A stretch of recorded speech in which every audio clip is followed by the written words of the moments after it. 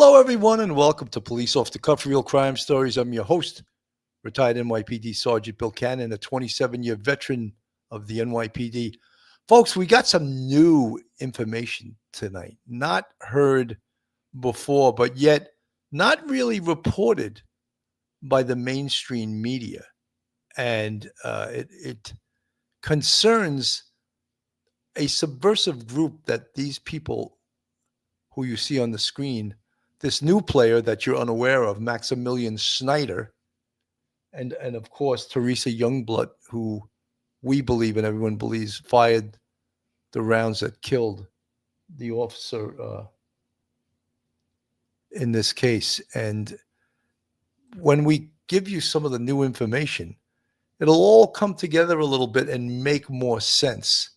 That because this car stop initially made no sense, like they get pulled over and they just fire at the Border Patrol officer, just absolutely outrageous. But now it makes a little more sense. And it'll also make sense to you as to why the mainstream media didn't report this stuff. And we'll get into a little bit of that, but this will make a little bit more sense tonight after we report this. Anyway, hold on to your hats, hold on to your cup of coffee, hold on to your common sense, hold on to your thoughts. You're about to enter true crime from a police perspective. You're about to enter the off the cuff zone, the police off the cuff zone.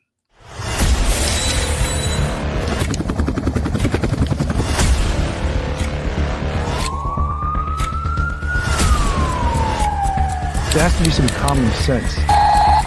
They were the ones who called 911 to get him help, and now they're calling for change.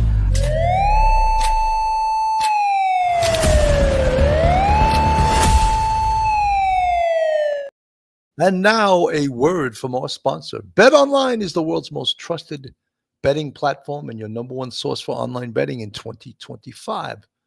Whether you're a seasoned fan or a first-time bettor, BetOnline is your ultimate game day companion.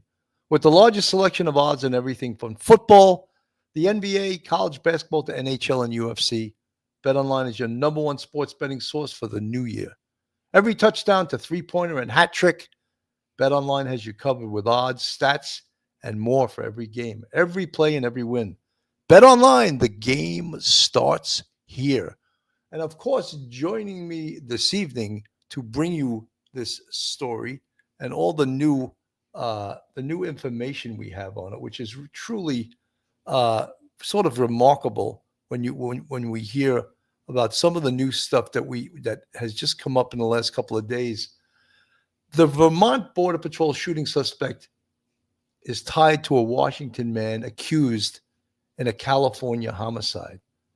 A Seattle area man has been arrested and charged with murder in Northern California in a case that appears to be connected to the Seattle woman charged in the killing of a Border Patrol agent in Vermont.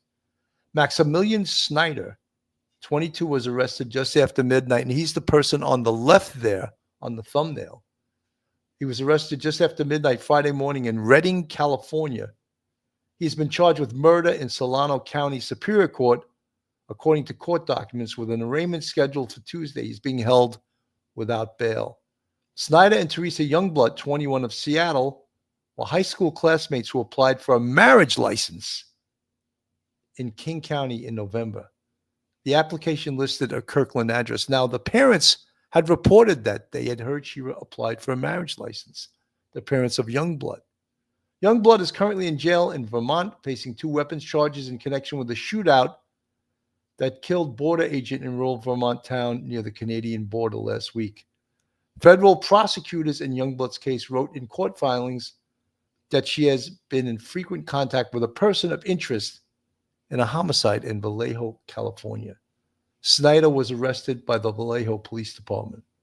The person of interest in the Vallejo homicide, federal prosecutors wrote, was also detained in a double homicide investigation in Pennsylvania.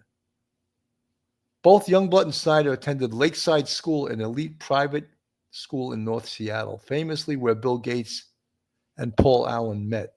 Snyder graduated in 2020 and Youngblood in 2022. After graduating from Lakeside, Snyder attended Oxford, where he studied computer science and philosophy, according to 4 former classmates on his LinkedIn profile. Youngblood went to the University of Washington, and her social media profile showed that. So this report is according to the Seattle Times. So quite interesting, the turns that this has taken. And joining me tonight to report this really, really interesting story with the twists and turns is retired NYPD Sergeant, professor at Albertus Magnus College in Connecticut, and attorney. Welcome to the show, Professor Mike Geary. Welcome, Mike. Bill, thank you for having me on. Good to see you. Good evening. Mike, the twist and turns here, it's just a little bit.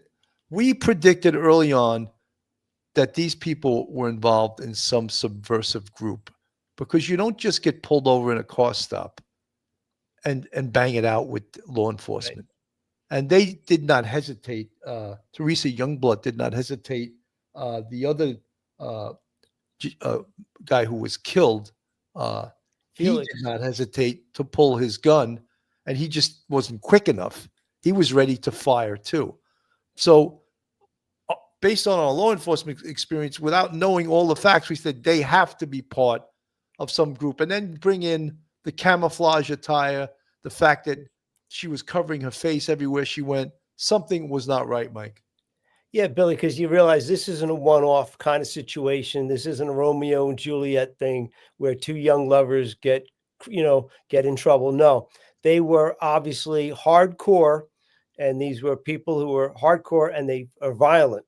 And so therefore, when you find out that the gun that she possessed and that she killed Officer Mayland with was wanted in connection with a double homicide in California and a double homicide in Pennsylvania, you're like, okay, she's connected to some group.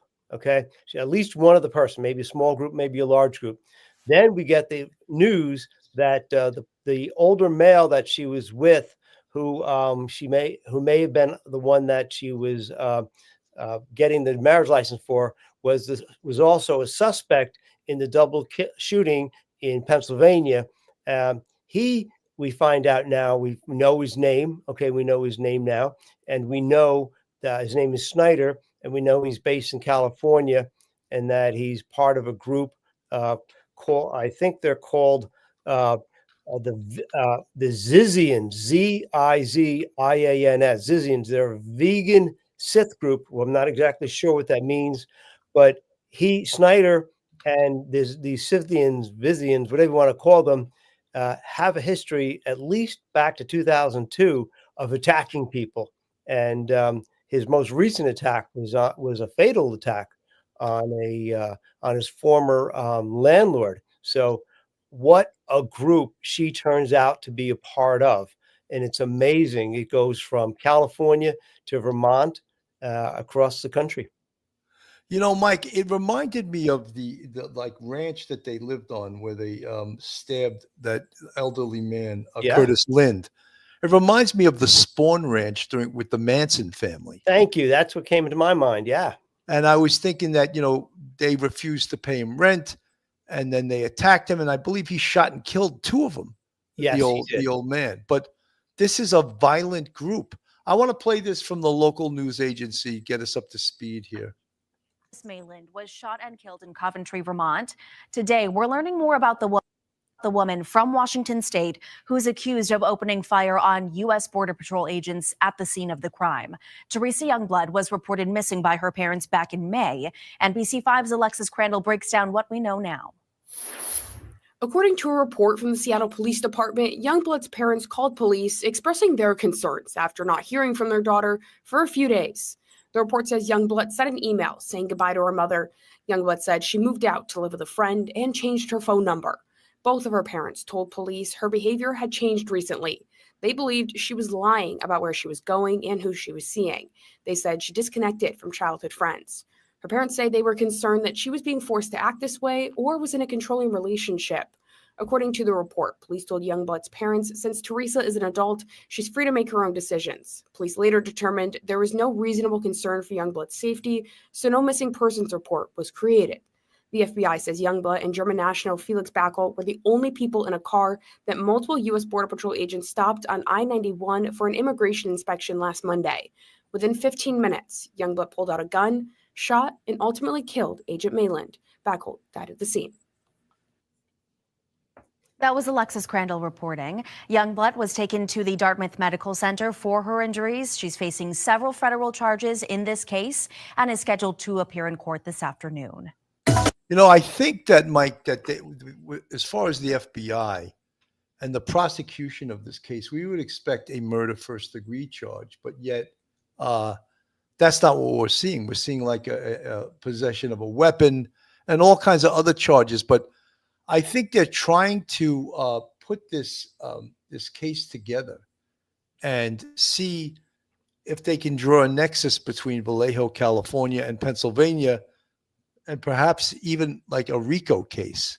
But it's proceeding in a sort of a strange way. It's not, well, there's very little information coming out from the mainstream media. I just wanted, there's a reporter named Andy No, and I think a lot of you guys, he's sort of a freelance reporter, but he wrote a story on this that someone just recently sent me. And this is what he had to say. And he's not the only one, but I'm curious as to why the mainstream media didn't get all over this. Liberal media has been uninterested in investigating the couple involved in shooting dead a U.S. Border Patrol agent in Coventry, Vermont, near the Canadian border on Inauguration Day. Why? Both in the duo are leftist trans militants. One of the deceased armed militants is a German believed to be in the country on H-1B visa. The duo is allegedly connected to a trans terror cell.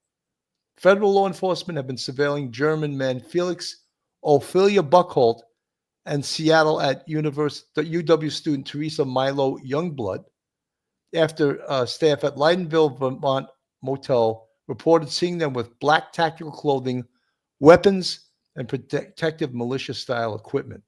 When the duo was pulled over on January 20th, Youngblood allegedly shot dead Officer David Mayland in a surprise attack. In the returning fire, Buckholt, who was also armed, was killed. Youngblood was injured and survived. This is from Andy No. He wrote, I spoke with Jessica Taylor, a Berkeley, California woman who had met Buckholt over the years. She confirmed that Buckholt is trans. As Ophelia Felix Buckholt's social media and leaked private communications suggest, Buckholt was connected to the violent trans militant cell or cult centered around a person who used the alias Ziz. Members of the trans group have been involved in violence. Buckholt was a math genius who graduated from U Waterloo in Canada before getting a job at Tower Research Capital in New York around 2021. Surviving trans accomplice Teresa Milo Youngblood, who's accused of being the one that fired the shots that killed the veteran U.S. Border Patrol officer, has been charged over the homicide. Youngblood is a biological female who identifies as trans and uses pronouns. I can't even pronounce the pronouns they put.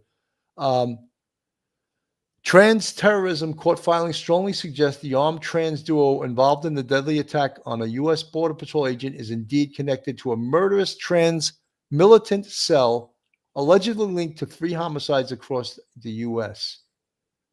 In shocking new details in a court filing today that affirms Andy No's earlier reporting, the trans duo allegedly responsible for the deadly attack on the U.S. border officer allegedly used a gun purchased by a member of the Ziz militant trans cell. That person is linked to murder investigations of 3 elderly people in Vallejo, California, and Delaware County, Pennsylvania. So that is from the freelance reporter, Andy No. And that's the first time we're hearing about this. So is the mainstream media not doing their job or just simply not reporting this because it's an inconvenient truth? Billy, because that's $1 million question, because all of the information I found and a lot of the information you've got isn't coming from the main, cross-national media. It's coming from local papers out in Vallejo, California, and things like that. So therefore, it's not getting the wide circulation that you would expect, considering what's going on in our country right now with the immigration and the death of a Border Patrol agent, one in the last 14 years. That's big news. So you wonder why. And it's taken us so long now to get all this information, put it together. It's because it's not being reported. I'm hoping it's because, maybe they're distracted by other things and that it's not a conscious disregard of, uncomfortable facts about some of the people who we may think of as victims, but they may actually be capable of engaging in terrorist activities across the nation. We certainly know that Maximilian Snyder himself and his group, when they were out in California, they're capable, readily capable of murder. Absolutely. And this is Maximilian Snyder on the screen. And according to the newspaper, The Open Vallejo, a man killed in Vallejo was main witness in an upcoming murder trial. And this is dated January 17th. A man stabbed to death earlier this month in Vallejo was a longtime property owner who was set to testify against a group of young tenants who allegedly stabbed him with a samurai sword a little over 2 years ago, according to court records and a friend of the victim. The victim was identified as 82-year-old Curtis Lind, and his friend Thomas Young was stabbed in the neck around 2:30 p.m. January 17th by an assailant wearing a mask and black beanie, according to the Vallejo Police Department. The fatal attack happened on the sidewalk outside Lynn's property on the 300 block of Lemon Street, where multiple trailers and other equipment sit crowded in a yard behind a locked gate. It was not the first alleged attempt on Lynn's life. On November 13th, 2022, he was injured during a violent dispute with tenants at his Lemon Street property, according to police and court records. Young, who said Lind was a close friend, told Open Vallejo in a Friday interview that Lind had been impaled through the chest with a sword in a fight with several tenants who had stopped paying rent during the pandemic. The squatters had become increasingly threatening and violent as Lind sought to have them evicted from his property, including by throwing rocks at him, according to Young. Earlier that morning, several of the tenants asked Lind to come out of his trailer home to help them with an issue, but instead jumped him with a bunch of knives and swords, apparently with the intent of chopping him up and dissolving him in a bath of chemicals, which they had prepared. Lind survived the attack but was hospitalized for a month, eventually losing his right eye. Young said court records show that Lind shot two of his attackers, injuring one person and killing a 31-year-old Emma Borhanian. So this goes back. There is a history of this, Mike. Yes. And this is the group that we're talking about, a dangerous group. Yeah, they're a bunch of maladjusted, high IQ drifters, this group here. They were on Mr. Lynn's property right before the COVID crisis hit in 2020, and they refused to pay rent. He tried everything he could to get them to pay rent. Things got really heated. They attacked him. Thankfully, he had a firearm, and he, even though he was stabbed in the eye and he was stabbed in the chest, he actually fired on his attackers, killed one of them. And so here he is 2 years later going to trial against them. And, Felix is now, not Felix, Max. I'm sorry, Max. Max is the one. He attacks him and stabs him up and kills him this time. But that's payback.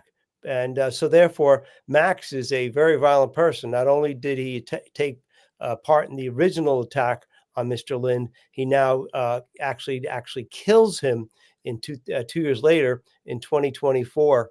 And 2025, I'm sorry, just a couple of weeks ago. And therefore, this group that she's a part of, we don't know whether she was going to go back to California or she was establishing, Youngblood was establishing another residence for them, maybe someplace that was quieter outside of law enforcement purview in California. But this group is as violent as any group out there. Mike, we may have had it wrong in thinking that the person that she was engaged to, I think we may have reported that it was Felix Buckholz. Right. But it turns out to be Maximilian Schneider, who Right. I'm going to put on the screen. This is his LinkedIn page, and I'll read some of it because it's quite interesting in regards to he's no dummy. Maximilian Schneider, passionate scholar, data scientist and creator, eager to take on challenging problems and systematically derive creative solutions. Oxford, England. I would like to help advance the technological frontier of humanity in a responsible manner by contributing original research in the fields of artificial general intelligence and AI alignment so that general intelligence technologies can be used to raise the global standard of living. He is no dummy, this guy. He is quite accomplished. A lead author in April, publishing commissioned articles on optimized D&D character builds and advice on range of role-playing topics, online engagement coordinator. Well, he's got quite a good resume, and it seems like his resume and his background in computers and AI specifically makes him a dangerous guy in the world of whatever they were trying to do, if it was some kind of terroristic act that they were planning, Mike. Yeah, Billy, just think about the abilities they have between the computer expertise of Maximilian and the lady, and then you've got Felix's mathematical ability. They could probably create a whole lot of issues for a company that hires them. It could be, for instance, or if they want to sabotage some sort of industry, like almost like a data breach, blackmail kind of thing. Destruction of people's records. They could cause a lot of problems for colleges, hospitals, other government institutions if they ever got the ability to work with them on some as like a faux security specialist. They could do a tremendous amount of damage. Not only are they violent, but they're also very bright and have the computer expertise to do a whole heck of a lot of damage. Absolutely. Blue Lazaro, not saying these particular, but the group is known, right? Yes, they are known. But again, in this situation, I'm sure that the FBI, they were on them. They were on them before this occurred. In fact, Border Patrol was on them and surveilling them for a week before the incident where David Milan was killed in the car stop. So yes, they are known. Obviously, they must be known also in Vallejo, California, because they were living it. And as we said earlier on in the show, this reminds us, anyone who was old enough to know, of the Manson family that lived in a place called the Spawn Ranch. And all these sort of misfit type people were living there. And this whole group was living on this guy's ranch, and it became violent where they tried to kill him. Mike. Yeah, it's the parallels are very, very are amazing, because I was reading all the information and all the news stories coming out of San Vallejo, California. You realize that's what occurred to me. There's this group that's, maybe they don't know what their mission is. They're brought together and they're held together by some sort of mutual feeling about AI or whatever it happens to be, computers, math, but they're living separate and apart from people. They don't get along with people. They threaten their landlord. They attack their landlord. One of them, Snyder, actually kills the landlord. They're a evil group of misfits, and just think about the damage that the Manson family did with the Lobianco Tate murders. I think altogether, they probably killed like 5 people at least back then. So here you've got this. They've already got possibly 5 bodies already. You got Mayland, you've got Mr. Lind, you've got some other person in California, and you got 2 others possibly in Pennsylvania. They are a dangerous group. They may not look like a bunch of street toughs or motorcycle guys or outlaw motorcycle groups, but they are as nasty as they can be. Patty L from the chat, aren't they considered terrorists on a list, Bill? They're under the FBI's radar. Whether they're considered a terrorist group that they've been watching, that they've been have an active investigation on, only the FBI can answer that right now. From the chat also, I just saw America. Shame on the legacy media and politicians for not supporting the truth and used COVID as a political weapon. They should have encouraged politicians to get rid of the no pay rent due to COVID mandate. Well, I think you're referring to the case where, yeah, they wouldn't pay rent, and they probably didn't want to pay rent anyway, or didn't pay it. Stifle, the woman pictured in the advertising of this stream, is in San Antonio, has nothing to do with the crime this host is suggesting. Please report this stream. What are you talking about? The woman pictured in the advertising of this stream, she's the shooter. This is the shooter. I don't know what you're talking about.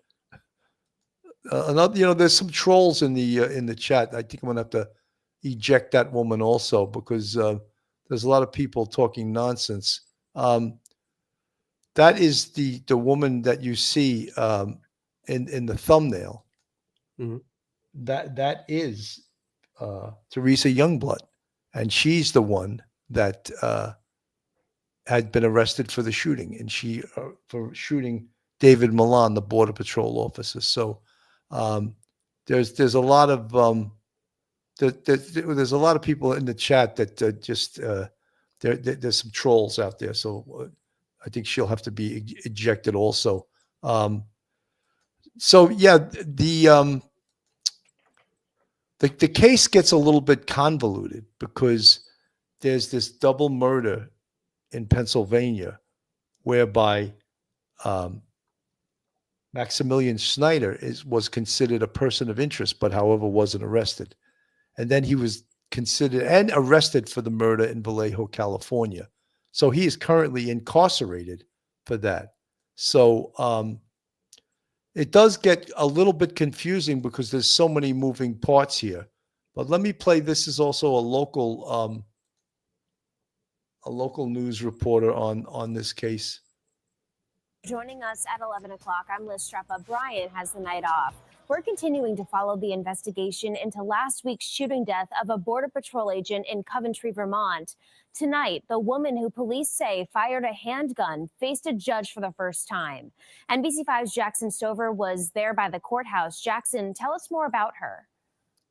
Liz, it's 21-year-old Teresa Youngblood. She's facing charges in connection with the death. So you heard the news report this, right? So you know the person that was saying we're inaccurate is a troll, and I ejected her, just so you know. Of Agent Mayland, killed in the line of duty during a routine traffic stop. Just 1 week after 44-year-old Border Patrol agent David Mayland was shot and killed during a traffic stop in the Northeast Kingdom, one of the women involved in the gunfire that day, 21-year-old Teresa Youngblood, is facing a judge. Youngblood stood before a judge in a packed courtroom on Monday where she heard the felony charges against her. Those felony charges in connection with the death of Agent Mayland. The Washington State woman appeared briefly in person in the Burlington courtroom, wearing a mask, her arm in a sling. Youngblood spent several days in Dartmouth-Hitchcock Medical Center last week. The state motioned for Youngblood to be eligible for incarceration. The judge ruled that she is eligible. Youngblood is expected back in the courtroom on Thursday to determine if she should stay behind bars. The man she was with during the shooting, Felix Backholt, a German national, was killed. Meantime, Mayland's family is calling his death an unimaginable loss. Mayland's body was escorted through Burlington just last Thursday, where hundreds gathered to honor his life. The FBI is still investigating the circumstances surrounding the shooting. Until then, Youngblood will remain in custody. Both the state and defense declined to provide NBC5 with a comment when asked this afternoon. Reporting in the newsroom, Jackson Stover, NBC5 News. So that's the local news giving the report just as we had reported it. So the person that was in the chat, it was obviously a troll that, and this here, again, this is Maximilian Schneider. He's the one who's been arrested. He's the one we just brought his LinkedIn profile up on the screen, a computer whiz. The other individual who was killed during the car stop, Felix Buckholt, he was a mathematician. So as you could see, the people in this group are highly qualified, highly educated. There's another person that wrote a story in The American Experiment, and the writer is a man named David Zimmer. Border Patrol agents murder connected to trans terrorist group. Last week, U.S. Border Patrol agent David Milan, the Minnesota native, was shot and killed while conducting an investigative traffic stop in Vermont. It marked the first time in 10 years that a border agent had been killed in the line of duty. Two suspects occupied the car Malin had pulled over, and both were shot after the driver opened fire on Agent Milan without warning. This week, following the release of several court documents and the impressive reporting by Post Millennial, a troubling story involving transgender terrorism is slowly emerging. In mid-January, law enforcement had been alerted by a staff at Vermont Motel about a couple there that had been observed wearing black tactical gear and possessing weapons. Law enforcement, including the U.S. Border Patrol, began conducting surveillance of the couple, who were later identified as Teresa Milo Youngblood, age 21, of Seattle, Washington, and Felix Ophelia Buchholz, mid-20s, of Germany. Youngblood is a biological female who identifies as trans and uses the pronouns XE, XEM, XYRS, and Buchholz was a biological male who identified as trans and used female pronouns. During surveillance, Youngblood and Buchholz abruptly checked out of the motel and were driving away in a Toyota Prius. It was believed that Buchholz had an expired visa, which led law enforcement pull the couple over to investigate.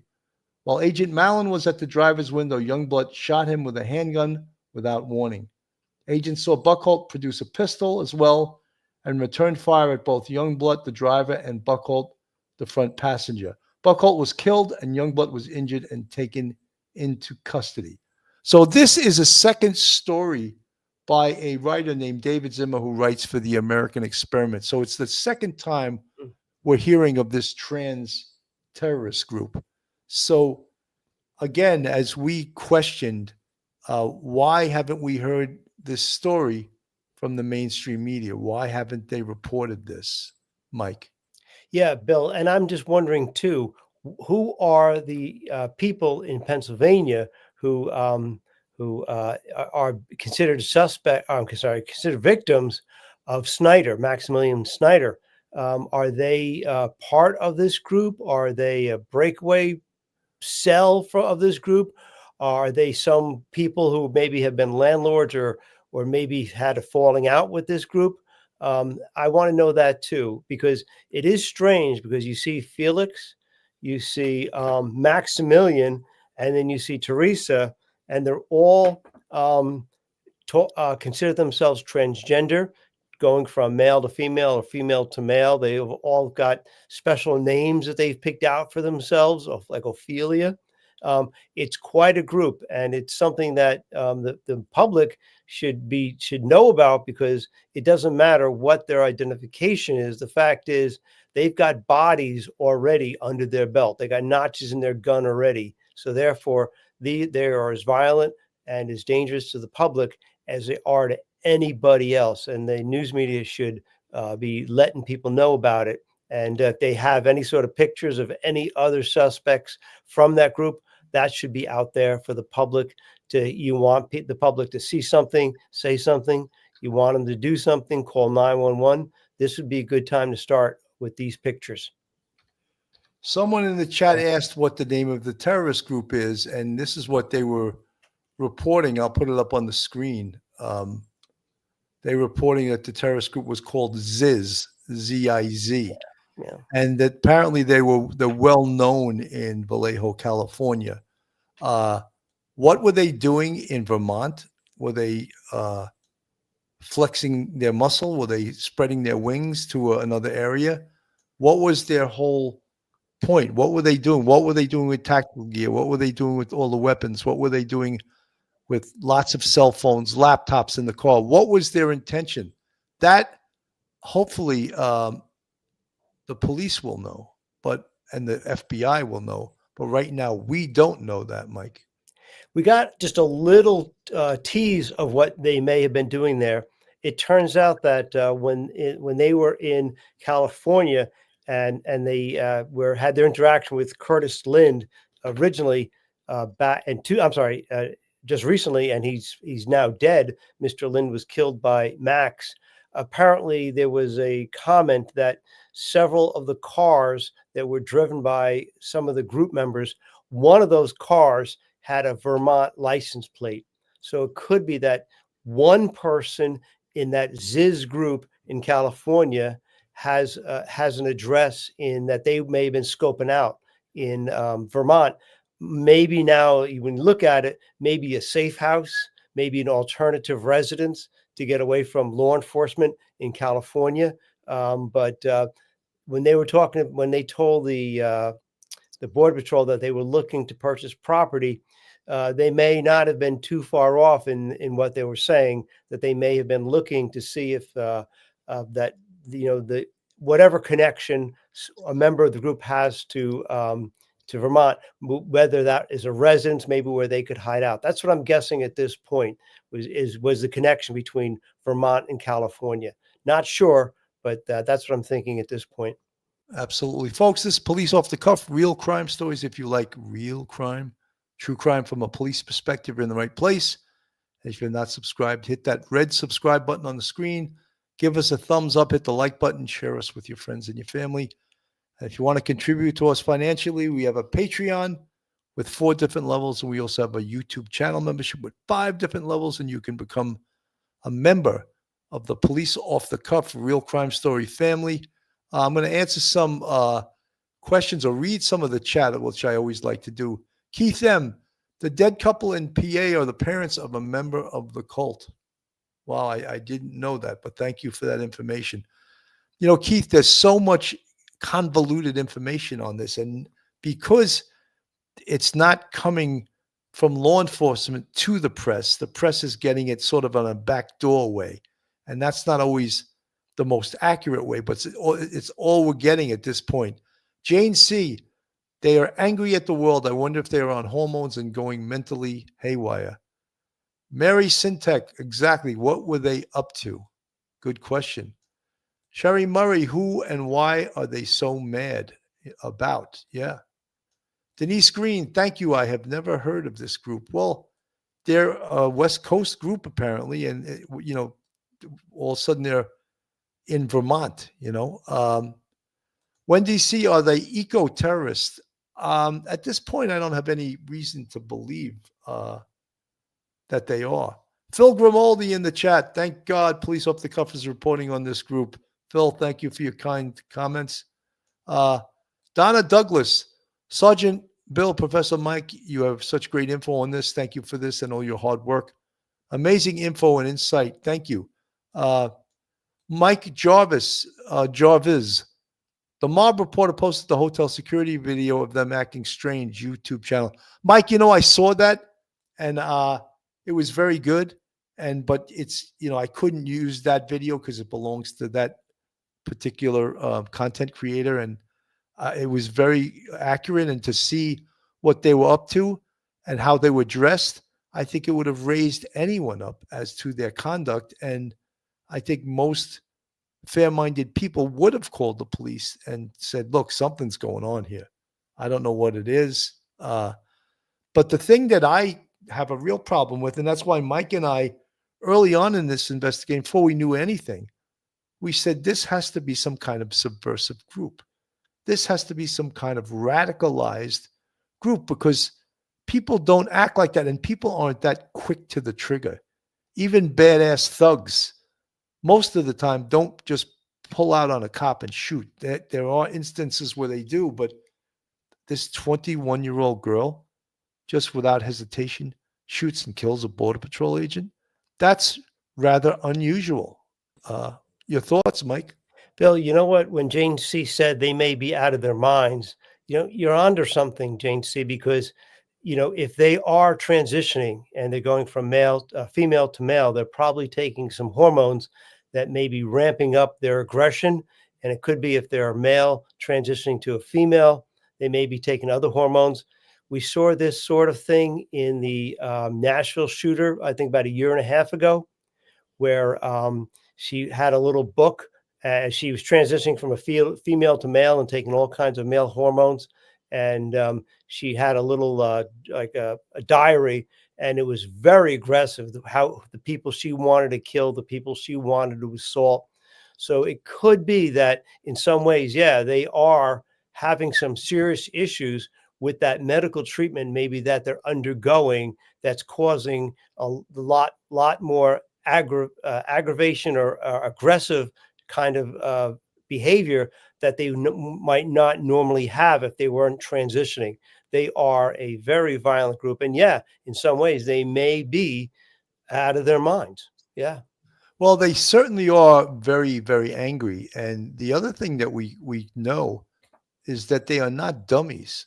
They are No. very, if you equate education and getting, acquiring computer skills, the Maximilian Schneider went to Oxford University. So these are not dummies. And if they were recruited, and if this is a terrorist group that recruits young people, these are the type of people that they would want based on the skills that they possess and the value that they could bring to a subversive, AKA terrorist group, Mike. Yeah, just think about what would happen. We know, I know this with the local college here in Westchester, Monroe College. Their payroll was hacked by pirates, and they cost them a whole heck of a lot of money.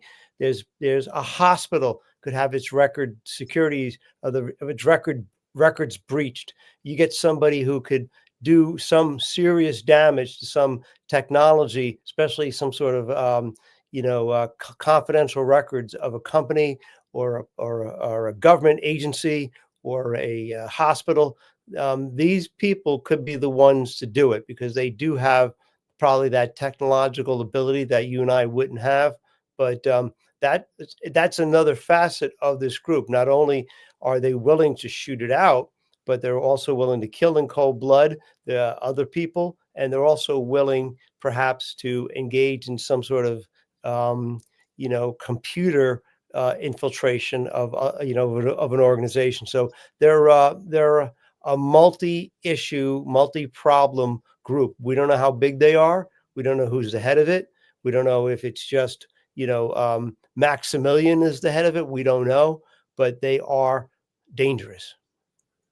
Keith M. from the chat, they were supposedly looking to establish a compound in Vermont. Mm-hmm. Yeah. Donna Douglas, Vermont has many dirt roads and small towns. Special in the area they were at, it's called the Northeast Kingdom. Yes. I thought that was a rather strange name of a town or area. Design Rhythm, the mainstream media will never report anything bad about Antifa alphabet types. Unfortunately, we're seeing that. Yeah. Case that Mike brought up, they wouldn't report on that either. It's right.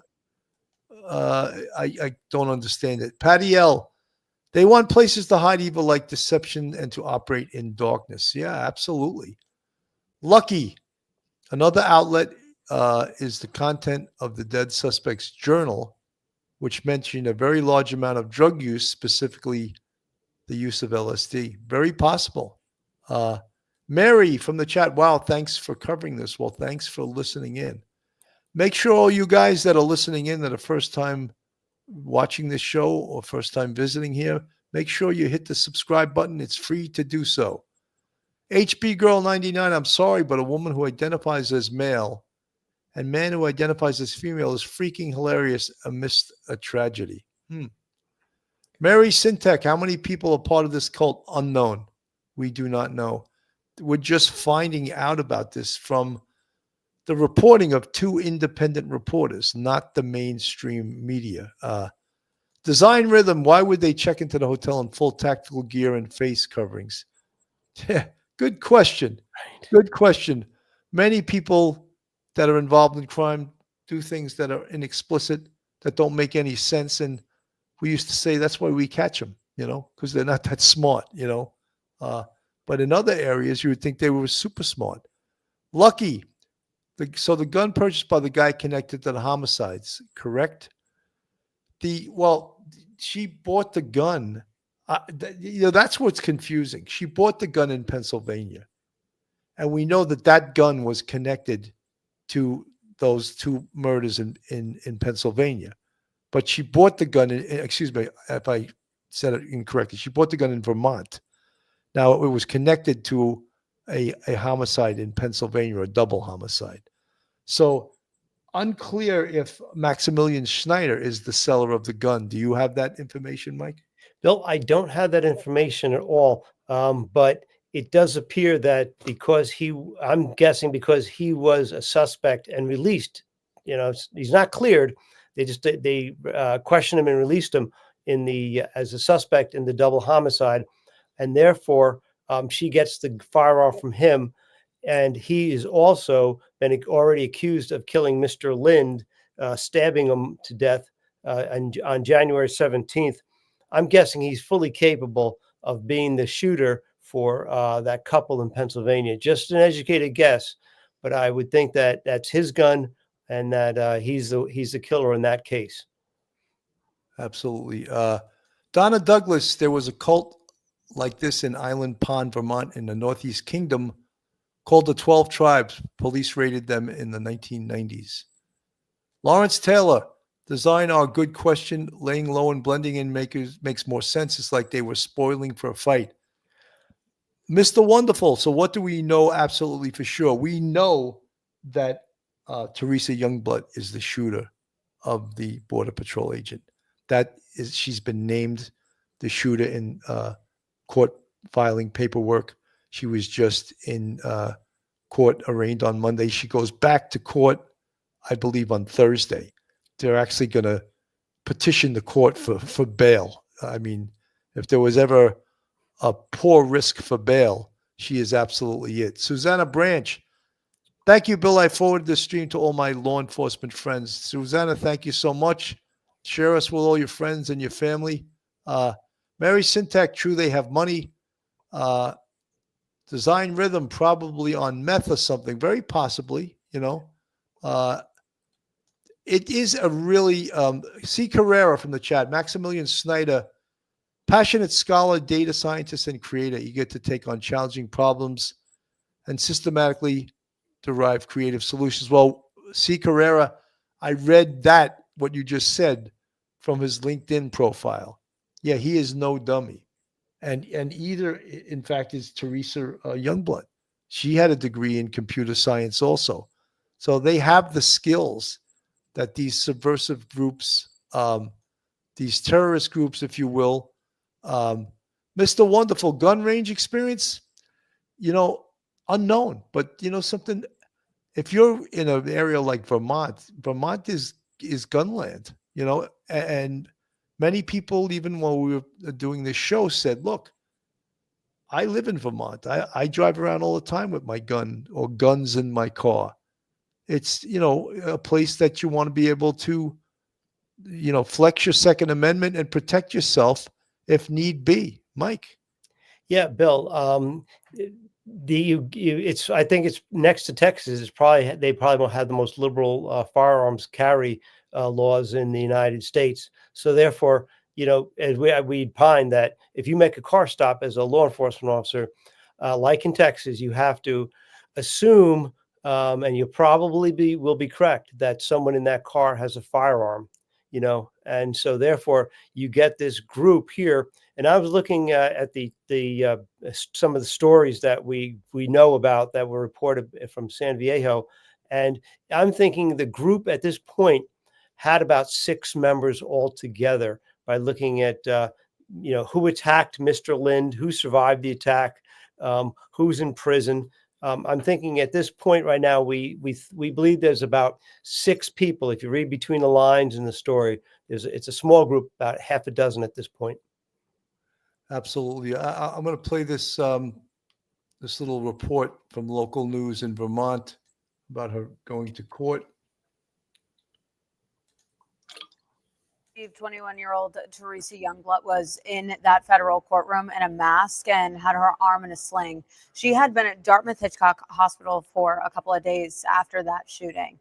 Last week, Youngblood and Felix Bockholt were pulled over by Border Patrol agents in Vermont after they had been under surveillance for nearly a week.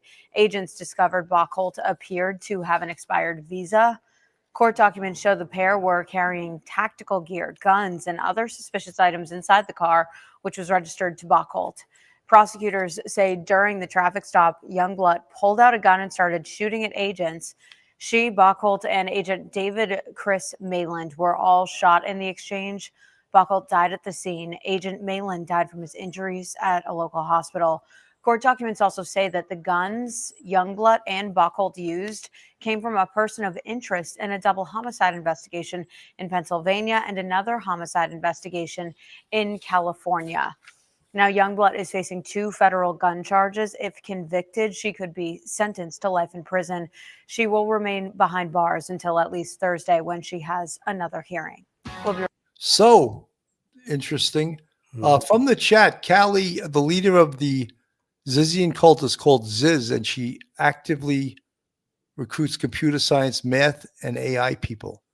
The trans thing is part of the philosophy Ziz teaches them. There's lots of information on Reddit. C. Carrera, rest in peace to the Border Patrol officer.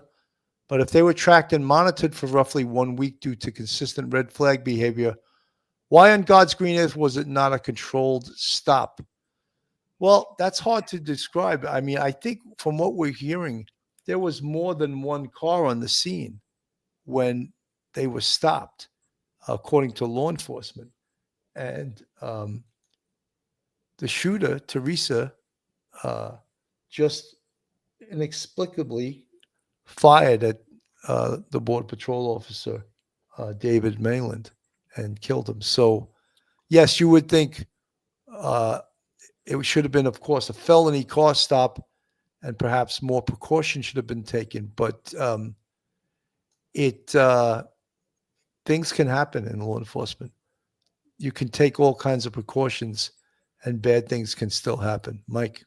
Yeah, you and I have been on those sort of car stops, those situations where you have somebody, stopped, and then everything goes south.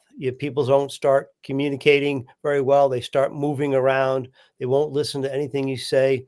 They get out of the car first and approach you before you're ready to approach them, and they won't listen to a word you say. Maybe you think there's 2 people in the car, and turns out there's 4 people in the car. There's a lot of those things that do go on. Yeah, they did have 2 cars there, so I'm guessing there's probably at least 3 officers. But again, you have 3 officers, and it seemed to go quiet and be okay for first few minutes. They mentioned in the news report that after they mentioned like 15 minutes, then that's when the shooting started. And so you wonder, maybe they were very, very cautious, but because everything started out well, that they let their guard down. But yeah, traffic stops and domestic disputes are 2 of the most violent encounters for police. That is not an uncommon thing for a police officer to be killed or injured in line of duty doing especially doing the car stop or the domestic violence.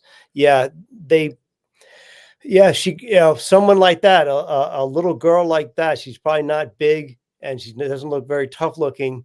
That may have been very disarming to some people. Absolutely. Anything goes from the chat. Is the visa expired or not? I've heard both answers twice so far. Anything goes. That was the reason it was given for them pulling him over. But later on, the FBI pulled it back and said, no, it wasn't expired. So what are we to believe? The reason the car was pulled over was because of an expired visa. But then the FBI later on said it wasn't. So we don't know exactly what is true at this point. Gerald Fickner, New Hampshire is better than Vermont. No gun control, which is good.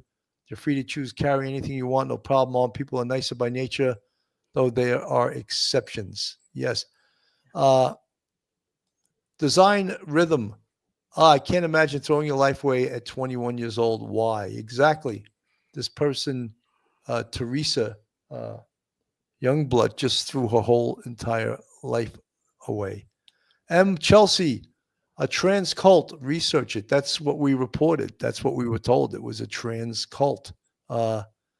Mike, I can only imagine what their online presence contained. If I'm correct, how they weren't on any of law enforcement radar before they were anywhere near Vermont. Mike, a lot of times these groups are on law enforcement's radar, but there's so many thousands of these groups across the country that the FBI cannot investigate every single one of them and actively be on every single one of them. That's just the reality of more groups to less FBI agents. Yeah. they could be in their database. They could be on their radar, but that doesn't mean they're actively, have an investigation. Look at 9/11. There was reports that some terrorist types were going to a flight school in Florida and asking to learn how to fly, but they didn't want to learn how to take off or land.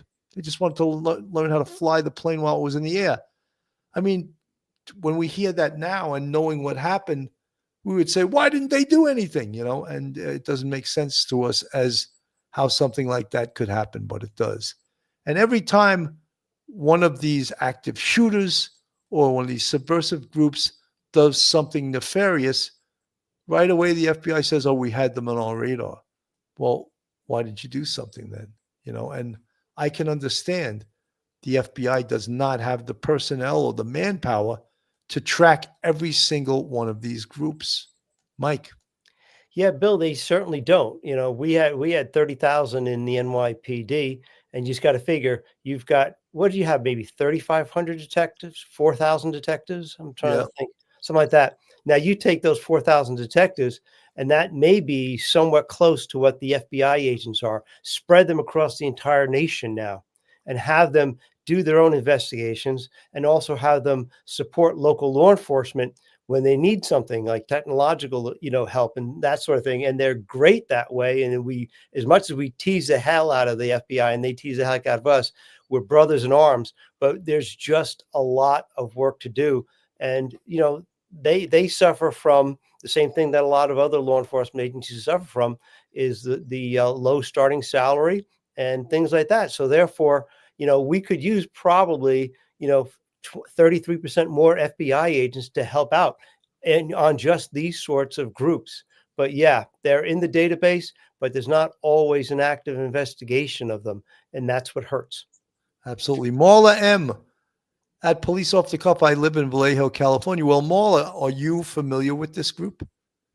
That's a question I have for you, because it's the first time we've heard about this. I believe from the chat, they were probably radicalized at college. Well, our education system has been accused of that in a lot of different ways, not just this college that they went to. Look, this case is quite interesting. The investigation is really just unfolding. And we just got some of this new information tonight about this whole trans subversive group named Ziz, and potentially there's new information coming out. So we implore you to stay with us as we keep following this case as new information comes out. Mike, your final words. For everyone, be patient. The information will come out, but don't look for information from the legacy media. Look for, local reporters from places like San Vallejo in California and up in Vermont to give you some information on these people, because those reporters, the local reporters, they seem to be the ones that are eager to figure out what the heck is going on in this case. So be patient, and we'll give you as much information as we can, as quickly as we can get it to you. Absolutely. Folks, again, if you're not subscribed, hit that red subscribe button on the screen. Give us a thumbs up, hit the like button. Thank you so much for tuning in tonight. Have a great night, everyone, and God bless. One episode just ain't enough.